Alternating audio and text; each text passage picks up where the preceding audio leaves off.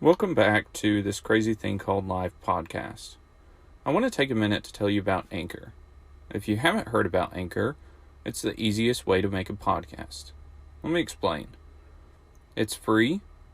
There are creation tools that allow you to record and edit your podcast right from your phone or computer, which was huge for me because if you're anything like me, you don't always have your computer with you, but you've always got your phone with you. Anchor will also distribute your podcast for you, so it can be heard on Spotify, Apple Podcast, and many more. You can make money from your podcast with no minimum listenership. It's everything you need to make a podcast in one place.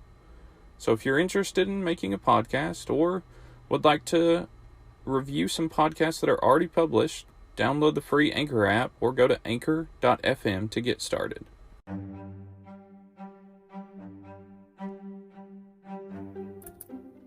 Welcome back to this Crazy Thing Called Life podcast, episode 1. Today I want to spend a little bit of time giving you a backstory on who I am. I'm 29 years old, married, father to one, type 1 diabetic, and a sober alcoholic for 62 days, and someone who is desperately craving more out of life through travel and experiences that push me a little bit out of my comfort zone. This podcast is an example of that. I've never created a podcast before, so let's see how this goes. Let's first talk about my alcohol sobriety, because I believe this was one of the most impactful turning points in my life, aside from my marriage and son being born. Today marks day 62 of sobriety.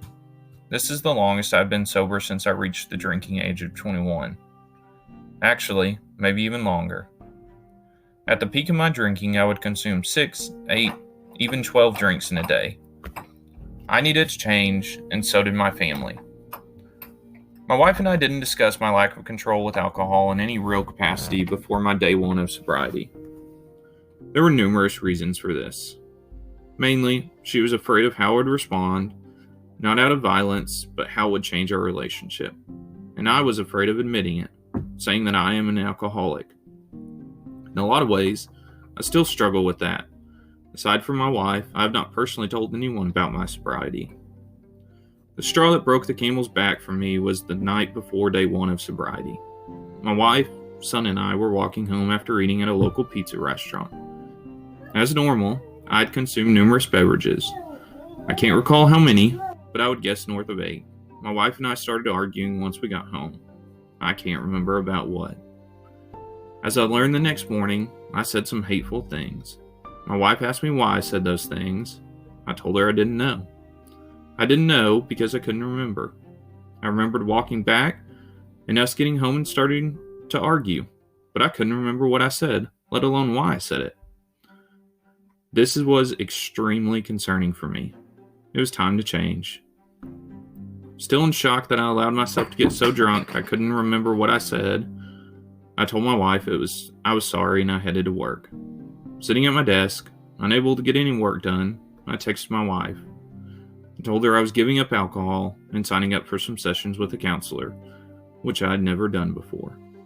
I texted her because we were both at work, or at least that's the excuse I used. In reality, I couldn't bring myself to tell her in person or over the phone that I was making this change. Not because she wouldn't support it, but because I was too much of a coward and still struggling with admitting it to myself. That first week was hard, really hard. I was forced to be honest with myself and address the years I'd wasted away by being drunk, the memories tainted by alcohol. I still get sick to my stomach thinking about it. As I progressed through my sobriety, I found myself becoming extremely self-aware, spending more time looking internally. I was craving experiences, largely around outdoors, surrounding disc golf, and travel in general. It almost felt like I was trying to replace the drunken memories. Or maybe I'm just trying to have more wholesome memories because I wasted so many opportunities to do so. Nonetheless, that's where I am. With all that said, 2 weeks ago I bought a cargo trailer to convert into a mini camper or RV. I want to live the weekends to the fullest I can. I want to visit states I haven't I want to meet new people.